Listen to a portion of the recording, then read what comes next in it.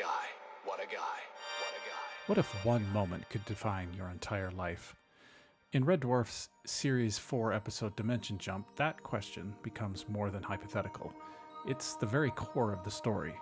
First aired in 1991, this episode dives headlong into the many worlds theory of quantum mechanics, but with the classic Red Dwarf blend of absurd comedy, deep character work, and Top Gun pastiche. At its heart, Dimension Jump is a character study in contrast. The same person, Arnold Rimmer, split into two different lives by a single moment, being held back a year in school. In one reality, that event becomes a crucible, producing Ace Rimmer, a heroic, dashing test pilot whose entrance cues are set to soaring music and admiring glances. In the other, we get the familiar Rimmer, bitter, insecure, perpetually unloved. The opening sequence is striking. Ace Rimmer isn't introduced as a twist or a reveal. He's really the cold open. We see him land his starship, flirt with the secretary, dodge the admiral's party to hang with the working class engineers, and volunteer for the experimental dimension-hopping mission with nothing but a smile and the classic, "Smoke me a kipper, I'll be back for breakfast." This isn't just comedy, it's myth-making. Ace is framed like a retro-futurist Buck Rogers meets James Bond, and it's played completely straight. But it's also a subtle critique.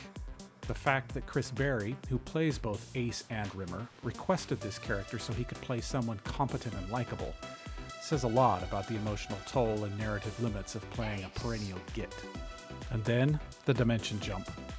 From the moment Ace crashes into Starbug and swaggers into the Dwarvers' lives, we get the juxtaposition of two realities. Lister, Crichton, and Kat are amazed, and Rimmer is horrified. It's as if his worst nightmare came to life, a version of himself who isn't a failure.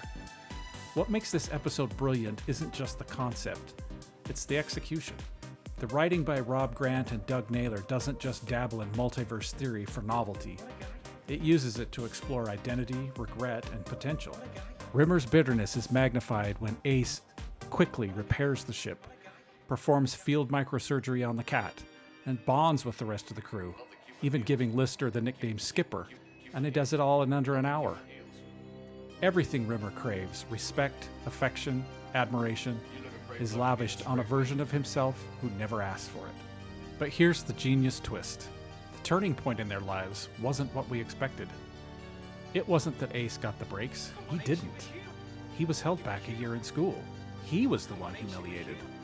That moment didn't destroy him. It motivated him.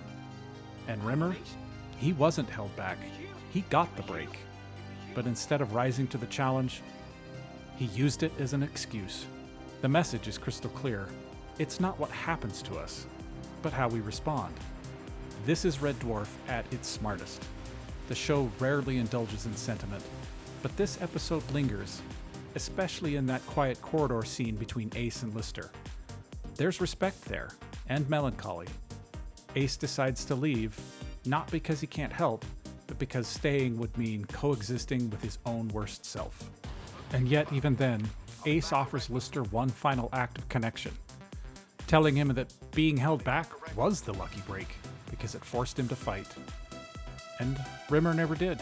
He just kept blaming the world. The closing narration, Ace's ongoing search for a better version of Rimmer, is both hilarious and heartbreakingly sad. He never finds one. This Rimmer is the nadir of his multiversal selves. But it ends, as always, with comedy.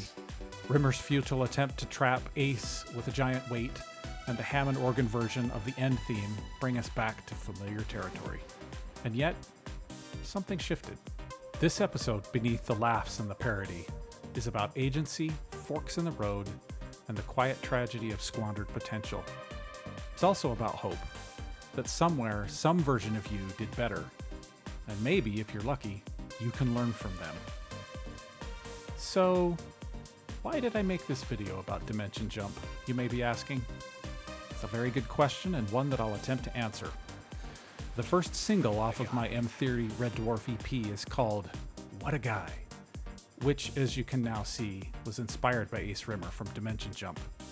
It was refreshing to see Chris Berry play a hero, and I loved the contrast between Ace and Rimmer, and the razor-sharp wit made for one of my favorite episodes, and a favorite character. So there you have it. What a guy. What a guy. What a guy.